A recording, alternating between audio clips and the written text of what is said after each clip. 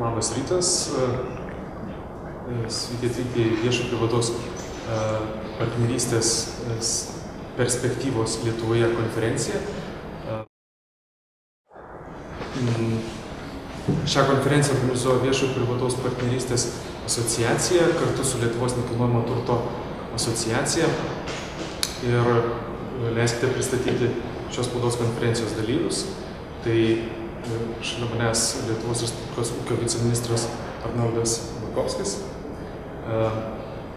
Surainen advokatų kontoros advokatas Vidas Rudokas bei Evešets Saladžius advokatų kontoros advokatas Rimtis Pušys.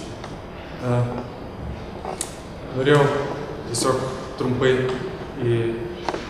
papasakoti, kodėl mes čia susirinkom, apie ką diskutuosim konferencijos metu. Tai viešo privataus partnerystė šiandien yra aktuali todėl, kad vėl nauja banga aktuali todėl, kad Lietuvoje viešojosios infrastruktūros plėtra turi būti vystoma, tuo tarpu viešajam sektoriui trūksta lėšų, o tokiu atveju yra viena iš alternatyvų pritraukti privataus kapitalo lėšas, viešosios infrastruktūros ir viešųjų paslaugų plėtrai. Tai apie tai, ką kalbėsim šios konferencijos metu, prašau trumpai prelegentus papasakoti ir perduodu žodį viceministrui. Dėkui, labas rytas. Trumpai papasakoju apie tai, kokia numatoma yra konferencijos paskirtis. Norėčiau pastebėti tai tiek, kad Lietuva neturi pakankamai didelės, iš esmės nelabai turi patirties viešo ir privataus sektoriaus bendradarbiavimo srityje įgyvendinant projektus.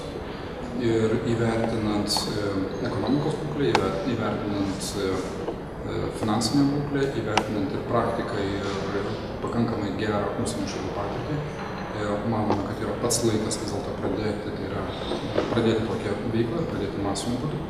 Todėl ir šita konferencija būtų tam tikra prasme kaip ir mokymas, kaip mato viešas sektorius, kaip mato privatus sektorius, kaip mato teisininkai, kaip mato praktikai, šitos veiklos praktikai, nuo ko reikėtų pradėti, ką reikėtų daryti, pasidalinti savo patirtimi, pasidalinti savo abejonėmis, išsakyti tam tikrus klausimus.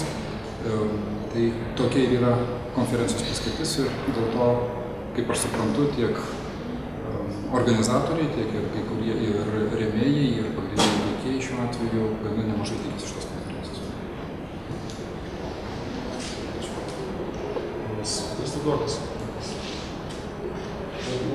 Iš tikrųjų, teisės aktų pakeitimai atvėrė kelią privačios viešos partnerystės projektų įgyvendinimui.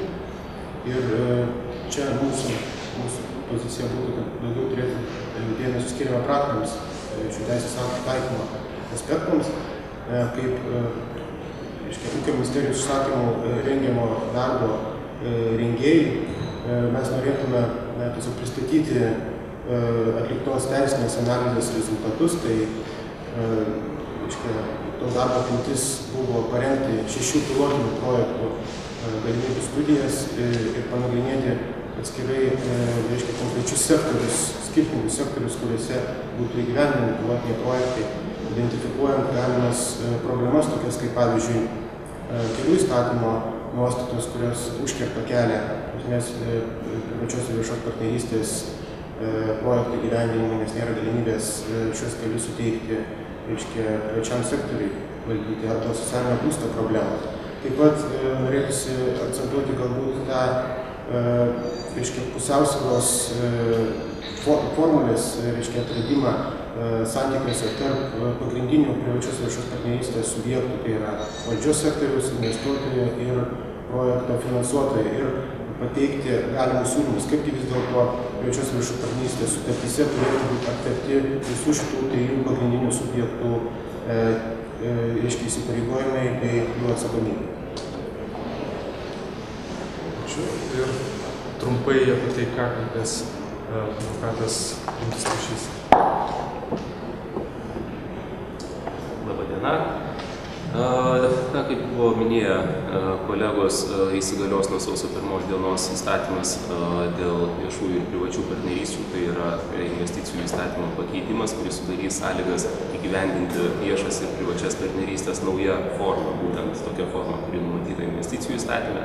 Iki šiol iš esmės tokios partnerystės galėjo būti įgyvendinamos koncesijų įstatymo pagrindu ir koncesijų įstatymas turi suprantamą savų privalumų, savų trūkumų ir šis naujas modelis vėlgi atveria naujas galimybės, kaip gali būti įgyvendinami viešos ir privačios partnerystės projektai.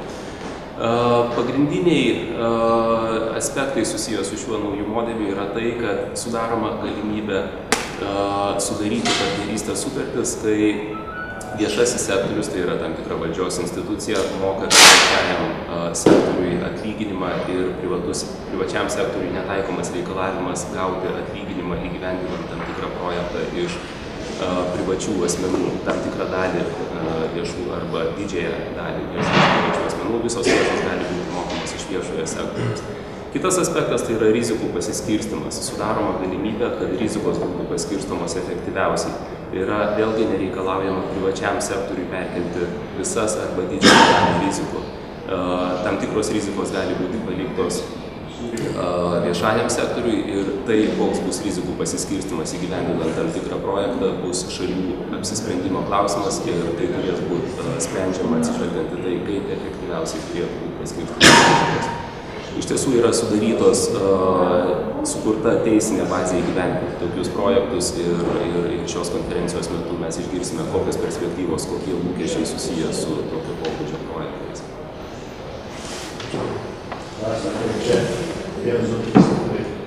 Tai, kaip ir minėjo prelegentai, tikimės, kad šiandien konferencijoje dalyvausime tiek savivaldybės, tiek privataus sektoriaus atstovai, tiek centrinės valdžios atstovai galės pasidalinti savo patirtimi, pasisemti žinių ir tikėkimės nuo diskurso perėsim prie realių projektų nuo kitų metų.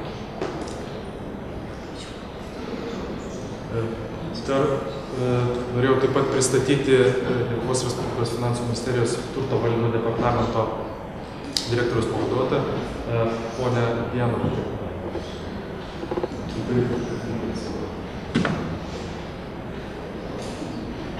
Aš ruošiuosi kalbėti tokia truputėlį platesnė tema pradžioje, padaryti tokį įvadą į tai, aplamai, kas yra viešo privataus sektorių partnerystė, jų formos, kokios gali būti, ir po to apie Finansų ministerijos žingsnius įgyvendinant viešo privataus sektorių partnerystę. Tai yra apie atliktą teisinį reglamentavimą.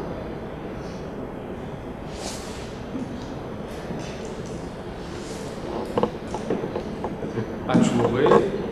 Jeigu būtų klausimų, tai prašom.